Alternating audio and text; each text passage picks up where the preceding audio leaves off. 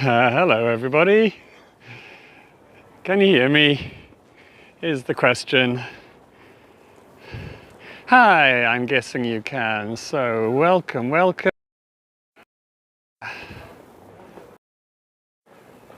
It's me, Mark, and yet another slicey. Welcome Jackie, welcome Tish, welcome Harriet, welcome everybody. Here I am in lovely Amsterdam on a beautiful evening. Looking at me, let's look at Amsterdam rather. Hi everybody. So here we are. Nice to be back. As many of you know, I skipped a week. I was going on holiday and I was meant to take you cycling and I hurt my back. So I spent a week not on holiday, but I had a lot of time to prepare for this tour. So let's get on with it. That's where we were last week. We walked down this way and I finished around about here somewhere. I love this evening light. It's really beautiful. Slicey. So hi, hello Ronnie to your slicey from my slicey. So yeah, last week we spoke about this lovely hotel over here, and what was it? Hermes at the top. Let me just remind myself how to share things. Here you go. This is a better picture of Hermes. I came here this week with my proper camera that I could zoom in and show you a few things. So that's at the top of the building that you're looking at over there. Oh, thank you, Harriet. And thank you to the Charge Show. I was watching some of your videos today because I really need a bit of updating and knowledge about electric vehicles, because I'm vaguely thinking that's where I should be looking to buy. So it was really interesting and informative, so thanks. But yeah, we're still on Singel. Singel is the Belt Canal that formed Amsterdam's moat way back in 1500s up till about 1600. And that's looking south. And there are a few buildings. I'm going to talk mainly about buildings on this side of the street because that's just what I researched, and there ended up being so much. There's just so much detail in Amsterdam, it's insane. And I learned some really cool detail just before this tour as well from a local, so I'll tell you about that later. But these buildings here, somewhere along here, these four were actually part of a big cologne factory, believe it or not. An eau de cologne factory known as Boldoot, B-O-L-D-O-O-T. And the Dutch are so funny with their pronunciation. So eau de Cologne, you know, water from Cologne, and that was a fragrance for men. And the Dutch accent changed that into eau de Klontje. So O-D-E-K-L-O-N-T-J-E, which is so funny. And anyone who is Dutch will know these, because this was basically the Dutch eau de Cologne, or eau de Klontje, or the ladies' version, l'eau de Rennes, which was eau de la Reine. So that was based there. You know, this was such an industrial area. It was such an industrial city. And it really strikes me when I'm researching these tours how much has changed and how residential it's become. And the next house to have a look at is this one here. I'll zoom in a bit, but you can see it's got a really remarkable gable. And I'm glad I actually went and took some photos earlier this week, because here's a close-up of the gable in slightly better lighting. And so you can see it's got three heads with remarkably large noses. And so this is house number 116, and it's called, not surprisingly, the house with the noses. It was built in 1610, but this is clearly not from then. This is from a 1752 renovation, when a neck gable, Louis XV neck gable, was put on there. It's not really clear why there are these big faces with huge noses. there's some sort of difficult to follow story about it being the owner and his sons and some friends of theirs said they would decorate it at their expense and this is what they got kind of thing. So not really too sure on the story. But that's the house with the noses. And the one next to it, over there, let me walk up to it, has got a sun. And yes, of course, it's called the house with the sun. What else would it be called? So let's try and get rid of that and get off the bridge. I think I'm zoomed in too much still. There we go, that's better. Okay. So the house with the sun, that was also built just soon after the wall came down. So it was built in 1609 and it was sold to the Mennonites in the 1660s. And it became yet another hidden church. So that's this building here. So many hidden churches. It has beautiful, beautiful, it was a beautifully decorated church, by the way. Let me get straight in front of it here. And I managed to find some inside photos that I'm allowed to use from the city archives. So this is the ceiling of the church. It's in black and white, unfortunately. So it's the best that I can do. And, looking at these buildings all the way along here, there's some spectacular interiors. I mean, I'm inclined really to just try my luck at some point and just knock on the door and say, can I come inside, please? So that was a church. And then in the 1800s, it became the first private auction house in Amsterdam. And that's what we're looking at here. So above, one floor above the church with the barrel vaulted ceiling, is an auction house up there. It looks like just my perfect kind of place. I love that sort of thing. So that's number 120. And we mustn't forget to try and look for pretty detail because there's, what gave me the idea of doing these is ages ago doing a tour on Hago, I think, and it just happened to be the evening. And I said to some people watching, wouldn't it be nice just to do a tour in the evening, just looking for like pretty details in the canal belt and peeking in people's windows? And everyone thought, yeah, that'd be great. So here we are, and that's what we're doing. Nice Louis XIV gable up here. For those of you who don't know, I have this way of describing Louis XIV gables in Amsterdam.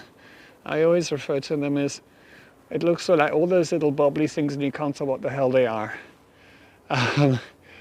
That's a Louis XIV, definitely. So that's number 124. The next one that I know something about, let me just show you the other side because it's catching the really nice sort of golden hour now.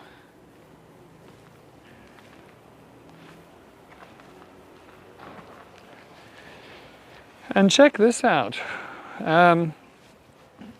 This is sheet piling put in to support the canal wall and stop it collapsing. But here what they've done unusually is actually put a boardwalk on top of it and made mooring place for boats. I almost said goats. So yeah, a good place for it.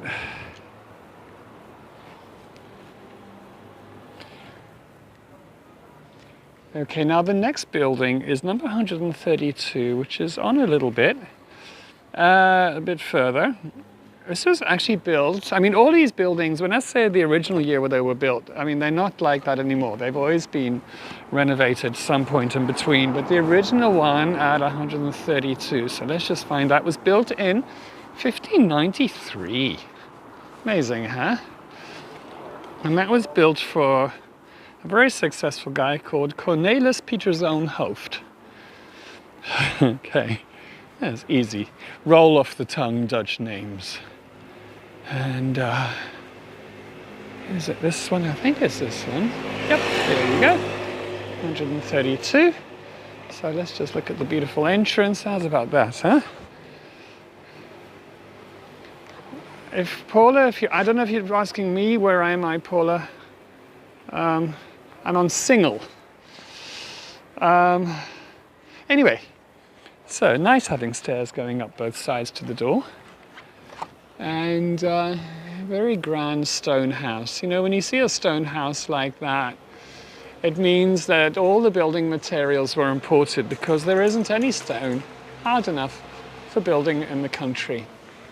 So here is the house. The original one was built, as I said, 1593 for Cornelius, Peter's own hoofd.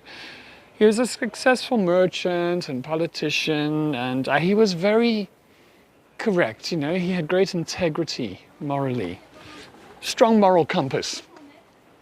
And he was very offended by two people, Utgens and Kromhout, who had speculated. They had found out in advance that the city was going to be expanding in the canal belt, and they used that insider knowledge to snap up lots of apparently worthless marshland and then sell it on at great profit. So he was very disgruntled about this thing, but there was nothing they could do about it in the end. Because if these two were found guilty, all the patrician families that got in on the act would be found guilty as well. And that was never going to happen in an oligarchy. Okay. Now, his son was a famous poet, and that's Peter Cornelis's own hoofd. So, very famous Dutch poet, and he also stayed here, but he very famously lived here as his main residence. He lived in Muiderslot. A beautiful castle near Muiden, but he kept this place as his little sort of in Amsterdam pad, as you do. So yeah, what a choice of houses, huh?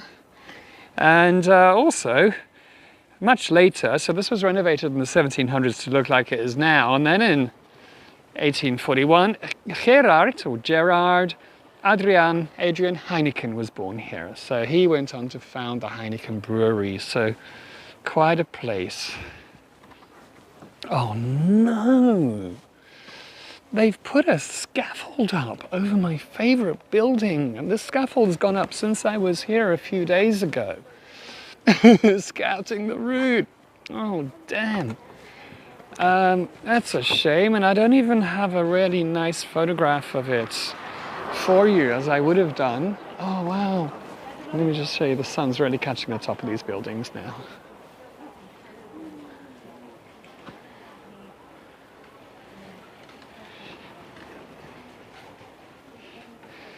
You had to really think quite highly of yourself to have a decoration like that on top of your house, don't you think?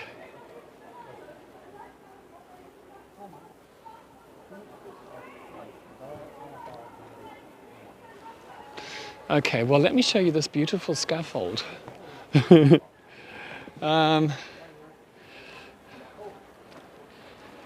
You can get an idea of what's behind it. I've got quite a lot to say about this house. Unfortunately, I was going to stand here and tell you all about it and zoom in on little bits and pieces of it. So I'll do my best. Okay. Now, this house is originally called the Dolphin. De Dolphin.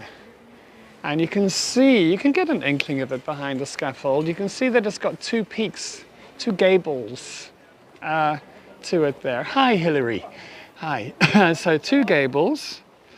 And there was a fashion in Amsterdam. Well, the plots were sold as single plots. And then later, people started doubling them up and having double plots. But with this one, it was interesting because it was like a step in between. You see those windows. So that house was 3 windows wide and 30 feet. And this house here was only 2 windows wide and 20 feet.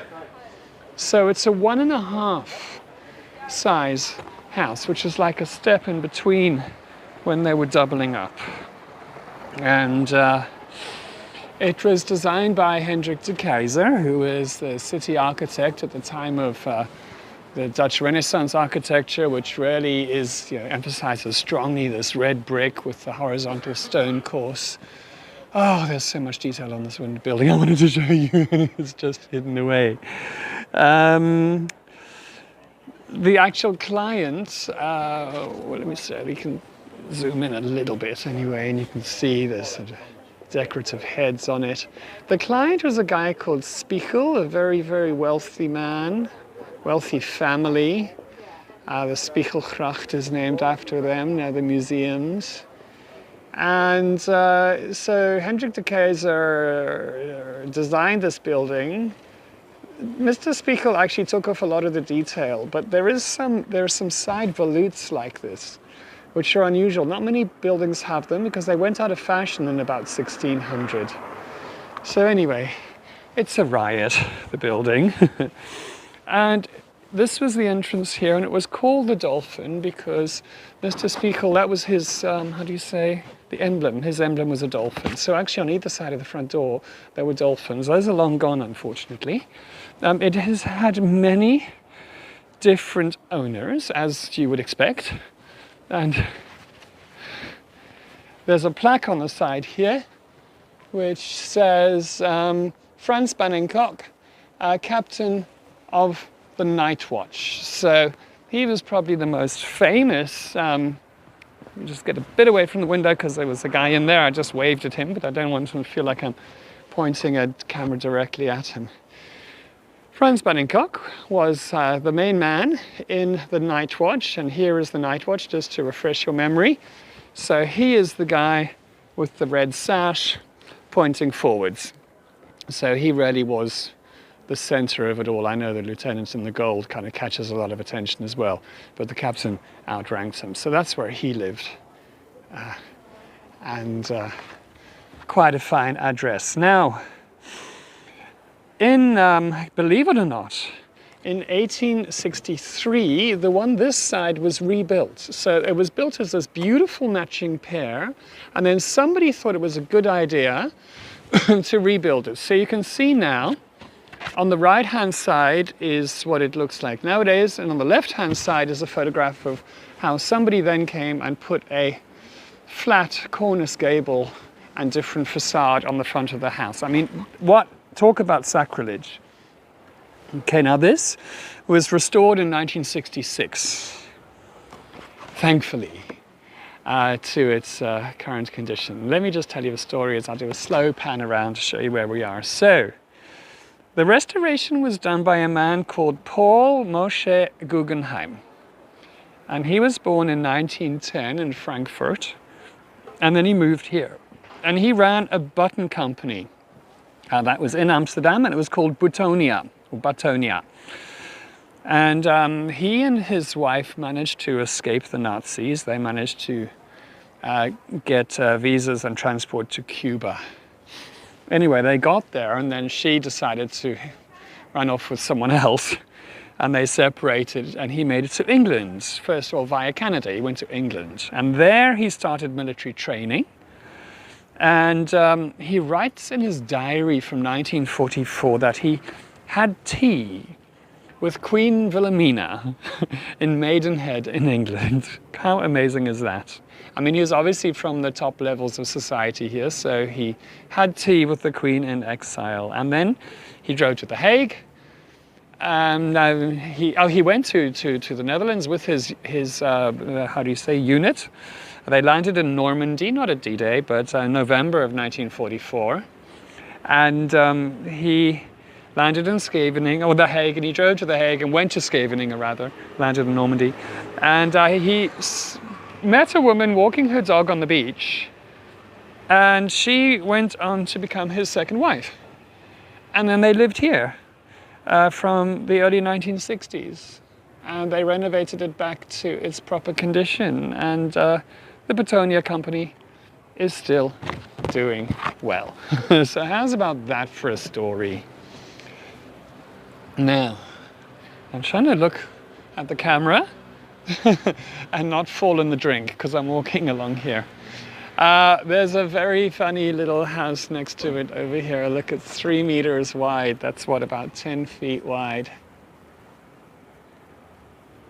And that cute little gable up at the top there. Oops.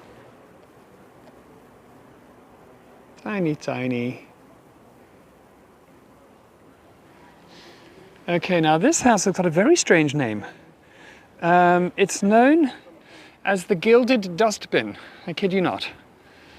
And just to give you an idea of the closeness of the families here and how social mobility was actually possible in the Dutch Republic, the person who lived here in the 1600s was Peter Kloek.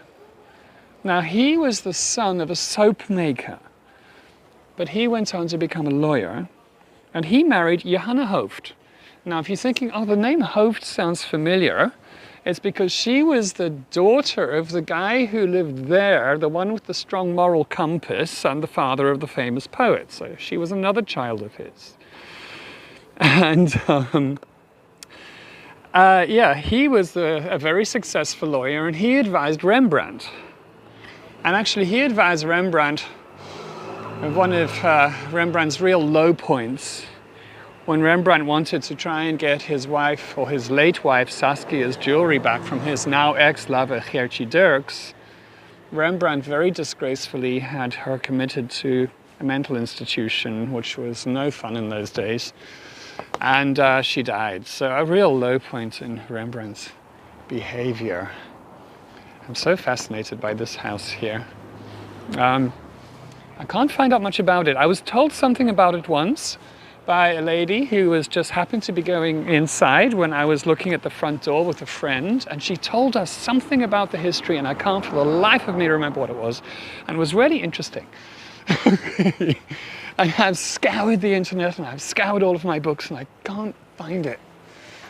So one day. But what a beautiful entrance is that, huh? Now, it's split into apartments, and from the information I did find online, the ground floor and basement was one unit that was sold off for 4 million euros, and the top for like 2 million euros. So, gosh, property, huh? Anyway, how are we for time? 22 minutes in. Interesting little street here. Very, very interesting little street. It's called Bergstraat.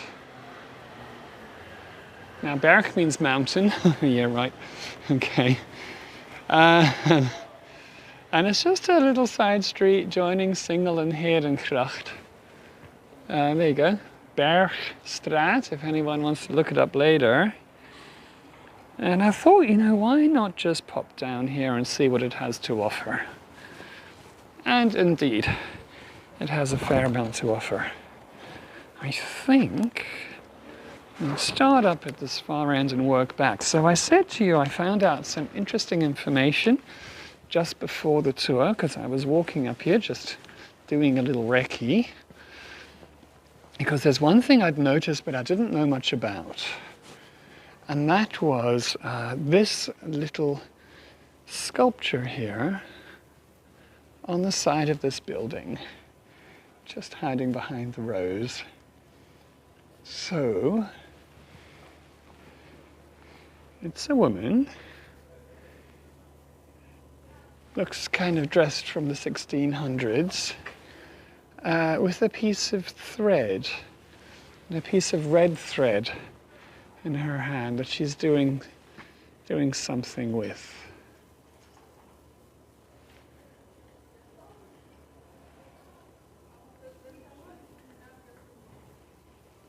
So anyway, I was in the street half an hour ago, and the door was open down below, and there was a car here, and there was a lady there, and I said to her, "Do you know anything about this sculpture?" And she went, "Yes, I do, as it happens. I made it." And this is her name here. Oh yeah, there. It's Caroline Kamfrath. And there's her details if you want to look her up. And she explained to me, hello. She explained to me that they wanted to, it was a neighborhood project. And it took a very long time. It took 2.5 years of discussion and applying for permits and you name it, because they wanted to do something to commemorate the neighborhood, because apparently, and I didn't know this used to be, in the 1600s, one of the sort of prostitution alleys, sex work alleys, if you will. They didn't call it sex work then. And it also, oh no, wait, I'm getting my story wrong.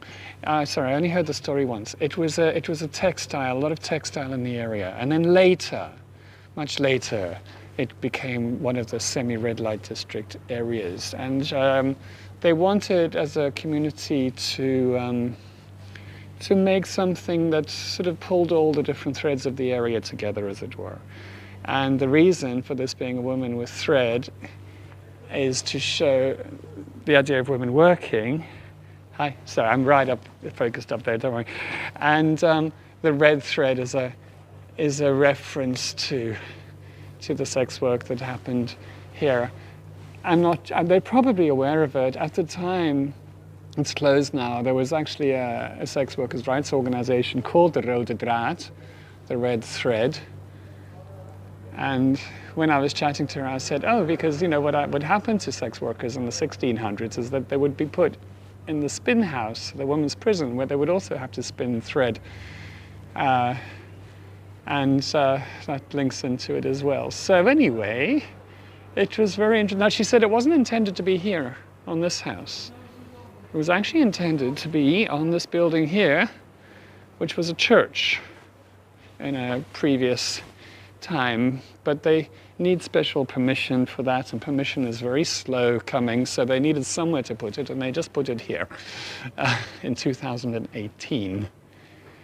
And here she is until she can move down to the church. And the reason for putting it on the church is because sailors used to visit the church, and they used to visit the sex workers.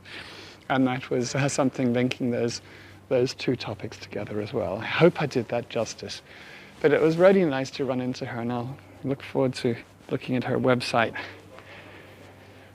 So the other thing, the reason that this place caught my eye in the first place was this wonderful gable stone here. And check it outie, which I recognized immediately, is that this is famously the fire engine pump that was designed by Jan van der Heyden. Now, he was a remarkable man who lived, excuse me, from 1637 to 1712. And he invented this fire pump and the leather fire hose. Not only that, but he made street lights from Amsterdam. He designed the street lights, and he actually made the perfect type of oil for them to burn on. He was also a very good painter, and he made a lot of paintings of the city, and which are a great resource nowadays because he was extremely precise. So you've seen the pump there. Here's a picture of a pump, where is it? Here, in a museum in Utrecht, sort of actually showing one, and which is pretty cool. And I've got a few pictures of this lined up for you. Here's another one coming. So here is the idea of it, how it worked. You see, a whole lot of people would pump it, and they're getting water out of a canal, and then with the leather fire hose, you could take the hose right to the fire. You didn't have to be sort of trying to spray it from street level. So remarkable things. And then here's a nice example of his painting prowess. Oh, please tell me I've got it. Oh, here it is. So that's on Dam Square, and there you see there's the pump up at the top, and hoses all over the place. And it's a good example of the type of painting that he would do as well. So really remarkable stuff. So this house here is where the firemen actually slept. And excuse me, the house down here with the higher doors is where the fire brigade was. So they would, in the event of fire, go charging out of here with their horses and carts and a pumping fire machine in the back of it. And the reason this is so high isn't so the horse and carts could get out, it didn't have to be that high, it's because they could then hang the leather fire hoses to dry. So they'd probably have things, and they would be hanging these fire hoses so they could dry them out after having used them. Now, what is really remarkable as well is this is so central And yet it's so peaceful. Let's try and get this lady out of shot. It's just so peaceful. And a type of architecture that we haven't stumbled across yet in our travels. Oh, very excited about this. Look at this one here. This is a fantastic example, number 6, of postmodernism. Now, the idea of postmodernism is that it was functional, sleek, without ornaments, but they wanted to regain a continuity with the past, so sort of draw on previous architectural styles. And that really becomes very obvious when you see the bell gable up there. And it's copper, by the way, it's copper fronted. So look at these two together. The one from the 1750s probably, and the postmodernist version right next door to it. I think that's absolutely charming, and what a nice example of modern architecture. Now, if I can ask you to like this, if you like it, apparently it helps. I am making about $1 a day on ads on YouTube. I'm going to be so rich. Okay. And so yeah, I'm monetized now. So I don't know. I think these things are important. They all add up, but liking it and that type of thing certainly helps. Okay, so where are we up to now? Back on Singel, and it's always so lovely when it's not raining. Now, what I'm going to do from next week is I'm going to be starting these earlier because it's going to be too dark. I'm really lucky that it's a clear evening because it's actually been very dark at this time of day recently. And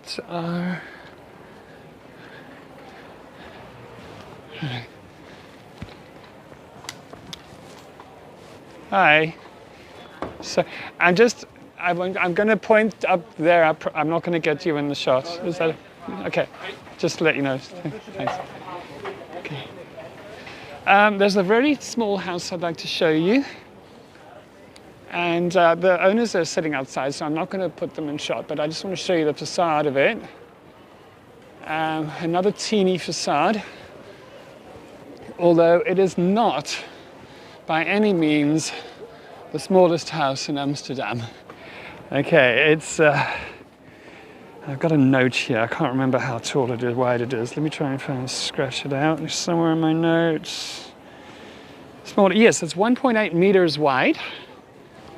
And it's actually filled in an alleyway. So for a long time there was an alleyway there, and the house goes in about 13 meters, and it's actually 5 meters wide at the back of the house. And I managed to find a photograph in the city archive of the inside, looking towards the front door. So that's inside looking out. And it was known as the long narrow house between the joiners and the butchers. And actually for centuries it was a drinks shop selling alcohol, and that's what's happening here. You can see all the booze for sale. So that's what that was for an age, and this is from 1954. I do see the owner quite often sitting outside, and in the summertime it's very beautiful because around the door there's sort of rambling yellow and red roses which intertwine. One side's yellow, one's red, and they sort of intertwine with each other. It's a boat company, Pure Boats, going by. I think it's Pure Boats. No, maybe not. No, it's another one. Mistaken. So yeah, it's not really the smallest house, but it is a small little house, a narrow house. And next to it, let's see how this zoom works. Can you see the detail there? Sort of. Up in the The cornice, not the cornice, the fascia is bull's heads like that. There are a couple of them and all sorts of wonderful ornamentation. And that was the house, hardly surprisingly really, of a butcher. Very successful butcher though. I mean, it's quite a house. Right. Oh, let me zoom us out. I'm not going to talk about this bridge because I'm going to talk about the bridge a lot on the next tour.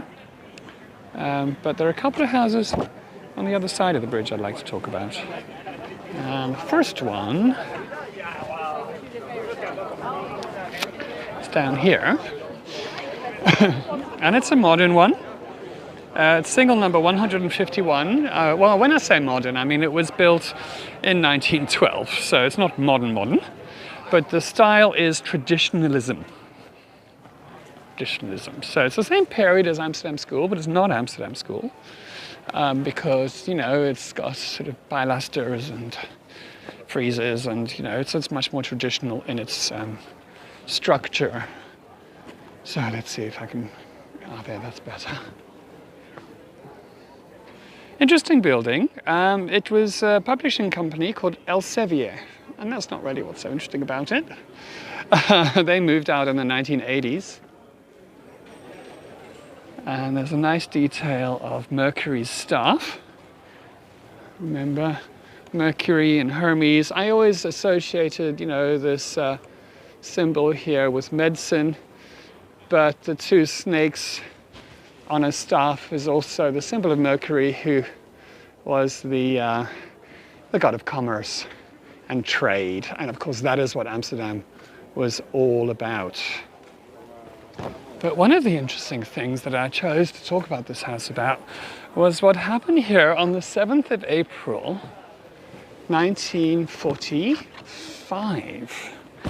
Okay, so that's just before the end of the war. And the leaders of the armed resistance didn't move here, they met here inside this building. And they were meeting to discuss how to take over 3 important buildings from the Nazis without damaging the buildings or the contents. And that was the big grand post office, the telephone exchange, and a money storage depot, all very nearby. And they made a special resistance battalion that was called the Three Castles Battalion, because the idea was those buildings were sort of representing castles, important things that had to be taken. It always amazes me with Amsterdam how much has happened here. Question, are those houses all walk-ups or can they be elevators? Paula, mostly they're stairs. So, you know, there's a lot of stairs in Amsterdam and climbing of stairs. And yeah, I mean, some houses have elevators, but it's rare. Okay, and the fun building here, not a building really, but a shop across the road called Ode, O-O-D-E. And this is run by a woman called Marlene Carver. And I've been aware of her. I met her a long time ago when she had a pop-up store on the Beurs van Berlage, probably about 10 years ago. And she moved here ages ago. And she famously has what she calls orphaned art. Now, I was in here and I took a little video of it because I love design. And here's a video that you can see. Hopefully it is, and of me going in earlier in the week, and I'm just going to read for you from their website what it says. So she says, we are definitely not a typical gallery. Ode brings the work of young Dutch artists together with orphaned art. Art from closed museums and art institutions. For this, we work together with the Foundation of Disinherited Goods. We hope to create an awareness of our Dutch cultural inheritance to give them a new life. You can help us adopt your own piece of orphaned art in our space or online. We try to be affordable and accessible as we need to find lots of new owners for these beautiful hidden gems. It's just my kind of place. The only thing that stops me spending a lot of money there is A, that I don't have a lot of money, and secondly, that I don't have anywhere to put anything. But beautiful stuff. Check out the website as well. And I found, well, there was somebody with me, a little surprise. Look at this chair.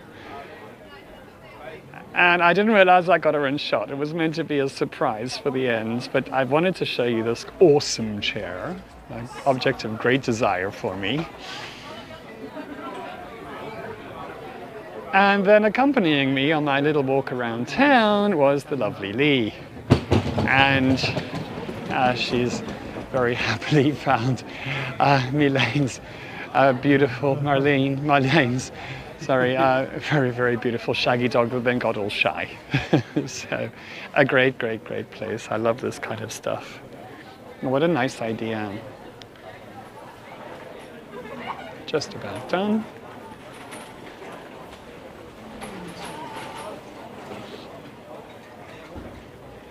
So there we go. Now let's see how I do that. That's how I get rid of that. That was quite easy. Okay, so let's just cross over the road without being run over.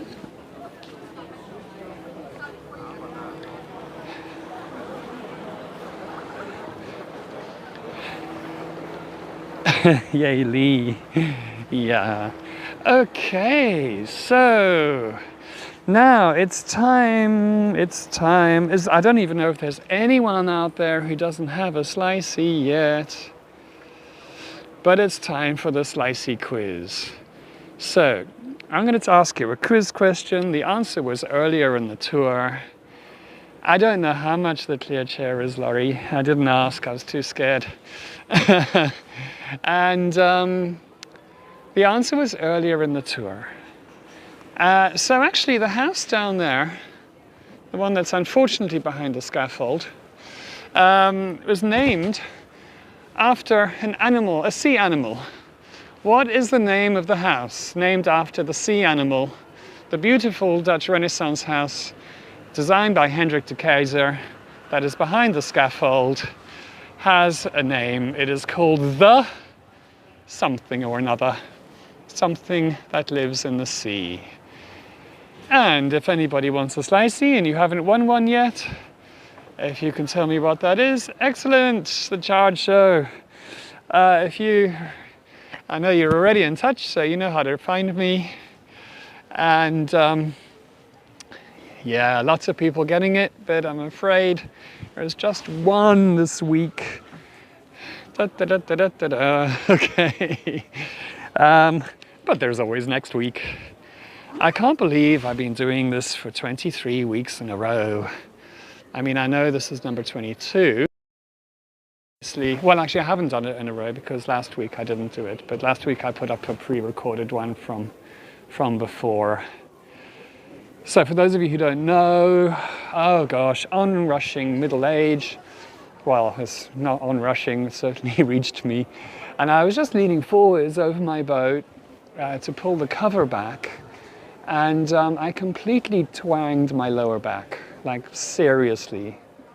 I couldn't walk. My neighbors had to come and fetch me. It's taken a week and it's kind of back to normal, but not really.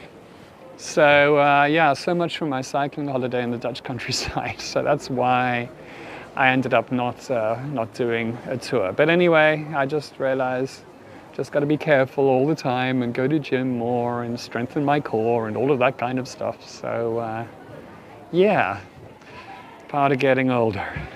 But thank you for so much concern online, and thank you for donations, by the way. Buy me a coffee, that type of thing, as I'm sure a lot of you know. It's in the description. So everything or anything is appreciated. Yeah, it was a bit ouch and really poor timing, but you know, the benefit is two benefits. I got a lot more time to research this because I was going to do it in a hell of a hurry, and I actually managed to have a whole kind of day to just slowly do it. And I did my third quarter of VAT returns, which was also going to be done in a hell of a hurry next week. So there are some minor benefits to having unexpectedly had a week at home. But yeah, I still would have preferred to have been away. Absolutely, I agree with you, Sandy. So yeah, number 22. I mean, there's so much still to do. So much. So, you know, I think we're going to have a big celebration when it's number 100. But, oh, I'm sorry to hear that, Linda. Yeah, you know, I realize as, you know, I mean, I'm just starting to get older now, and, you know, we have these different phases in life, and yes, we're sort of that part and that part and that part now. I saw quite a good meme online. Somebody posted about, I think it was Dawn, about you spend the first part of your life wanting stuff, the second part of it accumulating stuff, and the third part of it getting rid of stuff. I'm definitely not accumulating anymore. Okay, everybody. Thank you so much for joining, and take care, and hope to see you soon. Bye-bye.